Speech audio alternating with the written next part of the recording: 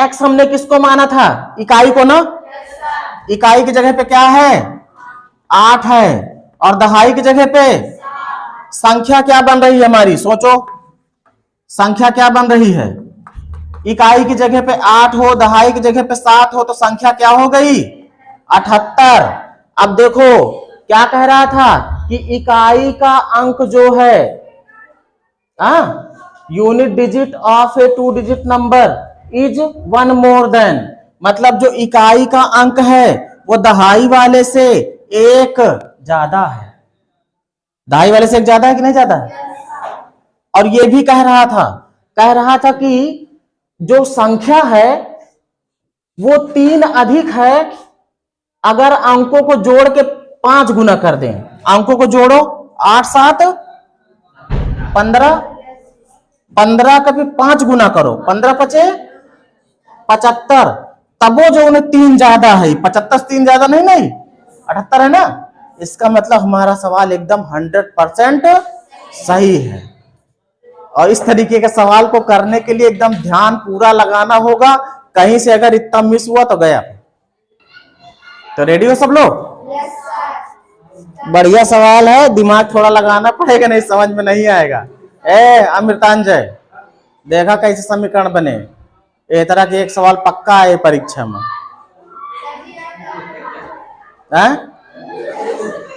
क्या क्या हमारे भरोसे छोड़ दोगे तो आइए देखते हैं युगपत समीकरण, वो भी संख्याओं पर आधारित सवाल कैसे हल किए जाते हैं।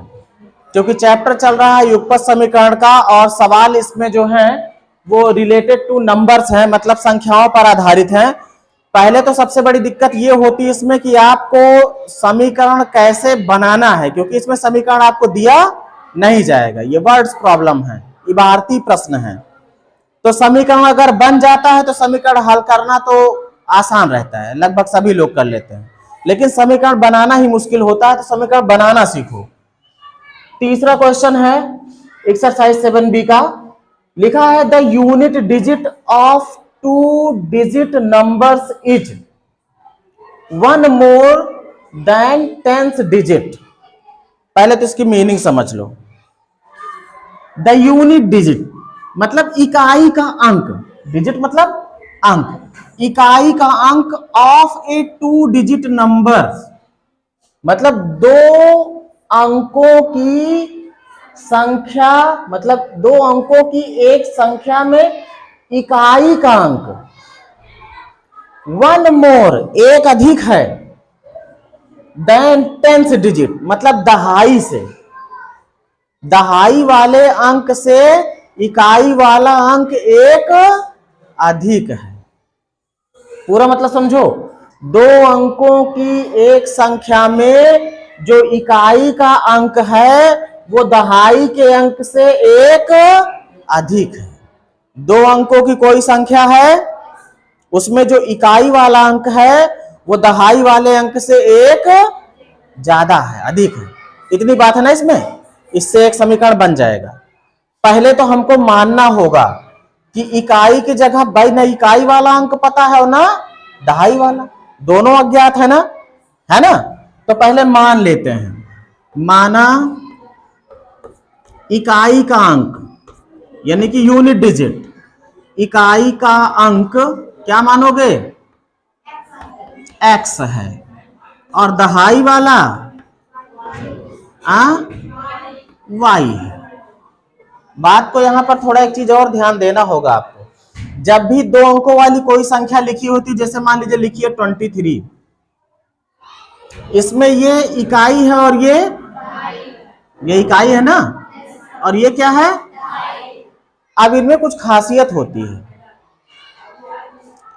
इसको आप चाहो तो ऐसे लिख सकते हो ना, उनकी प्लेस वैल्यू के हिसाब से 20 + 3,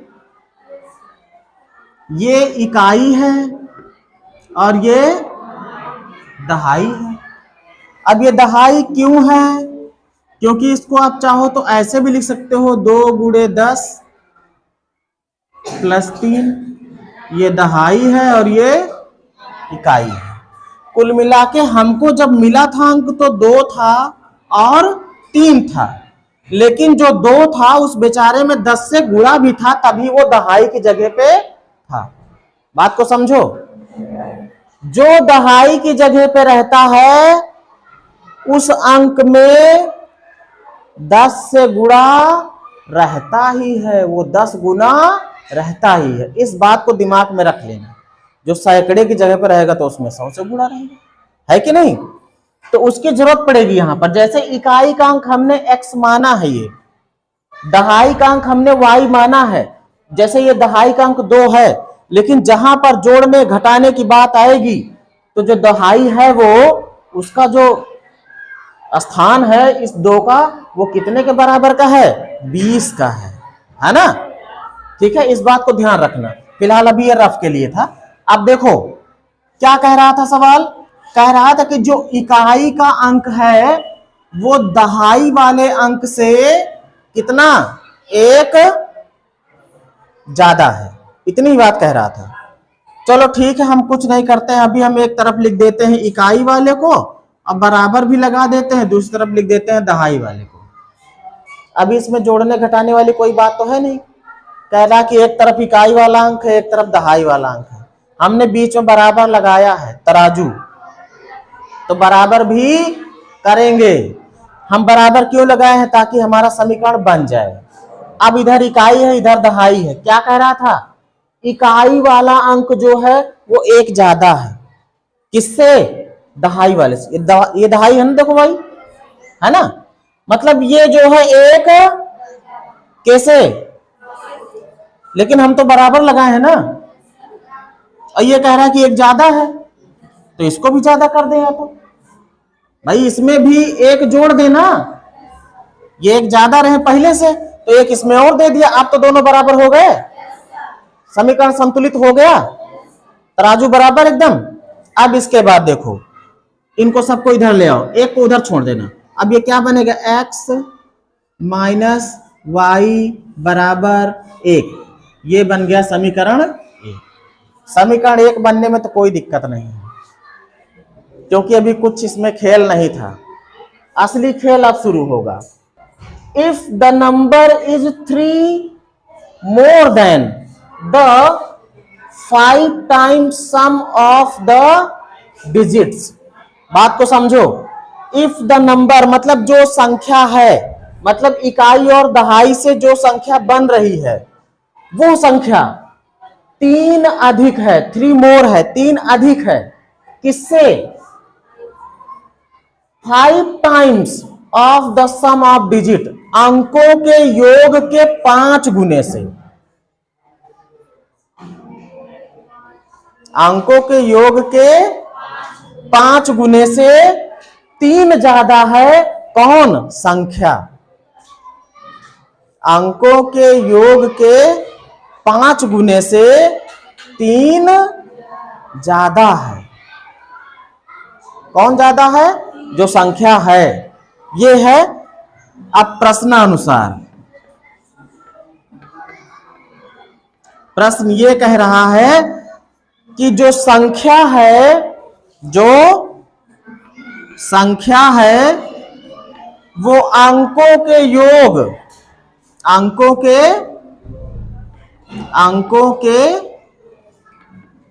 योग और उसके भी 5 गुने, उसके भी 5 गुने से 3 ज्यादा है। कितनी ज्यादा है? मतलब तब वो 3 ज्यादा है। बात को समझो, जो संख्या है वो अंकों के योग के 5 गुने से भी 3 ज्यादा है। हमको समीकरण बनाना है ना, तो बीच में क्या लगाएंगे? बराबर। ये 3 ज्यादा है ना, 3 इनको ज्यादा कर देते हैं। अब बराबर हो गए ना, ये 3 कम थे ना भाई। जो संख्या है वो अंकों के योग के 5 गुने से भी 3 ज्यादा थी, ये 3 ज्यादा थी, तो हम 3 इसमें और बढ़ा दिए, अब दोनों हो गए बराबर। अब पहले संख्या बनाते हैं। संख्या भी तो हिंदी में लिखा है ना, संख्या बने कैसे? इकाई कितना है? x। प्लस दहाई कितना है, y को कैसे लिखेंगे 10y। ये संख्या बनी है, जो दहाई में रहेगा उसमें 10 से गुणा होगा, ठीक है। बराबर के उधर अंकों का योग, अंक तो कौन है बेचारे, वही x प्लस, अंकों को जोड़ने कह रहा, अंक हमने जोड़ दिया, ठीक है। दोनों का योग करो और 5 से गुणा भी करो, अब प्लस कितना 3, ठीक है। अब इसको हल करते हैं, 10y प्लस x बराबर ये हो जाए कितना 5x और प्लस 5y और प्लस 3।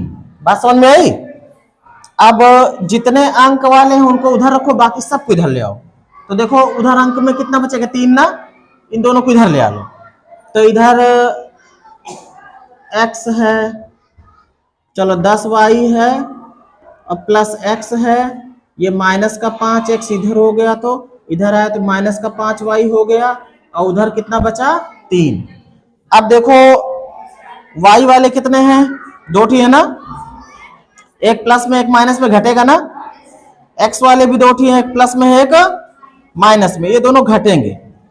पहले इसी को लिख देते हैं, कितना बचेगा भाई माइनस का 4x, y वाले में प्लस का 5y बराबर कितना 3। समीकरण 2 भी बन गया। अब समीकरण 1 और 2 को हल करेंगे। क्या करेंगे,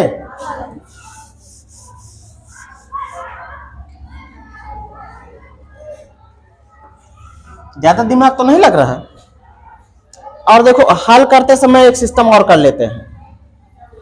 इसमें देखो गुणांक 1 है ना, किसको विलुप्त करोगे, x को कि y को, x को, दोनों में एक एक गुणांक चाहे जिसको कर दो, किसको करोगे y को। तो y का गुणांक यहाँ 5 है ना, दूसरे वाले में इसको भी 5 बनाना होगा। तो समीकरण 1 में कितने से गुणा कर देते हैं, कितने से करेंगे, कितने से 5 से गुणा, गुणा करोगे तो हो जाए कितना, ये पूरे में गुणा होगा 5x माइनस 5y बराबर 5 एक कम 5। इधर ये कितना है भाई माइनस का 4x प्लस का 5y बराबर कितना 3। अब बताओ गुणांक बराबर है, हमको ये बताओ कि जोड़ना पड़ेगा कि घटाना पड़ेगा, घटाना पड़ेगा। समान चिन्ह है क्या, एक माइनस में है एक प्लस में है, घटाओगे तो ये फिर से माइनस हो जाएगा, और माइनस दोनों हो जाएंगे तो जुड़ जाएंगे।